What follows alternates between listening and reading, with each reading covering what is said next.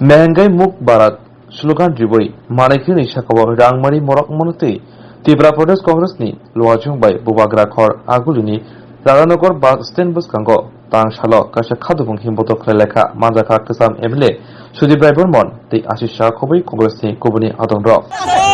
It's about the price hike in essential commodities. It's our all India program to take to the streets against this price hike of essential commodities, be it petrol, diesel, cooking gas, medicine, life-saving drugs, or any other item that has soared up, that has been seen as part in the prices in the very recent times. And we were assured, the central government assured us that they are going to put a check on this price hike in essential commodities, but they miserably failed.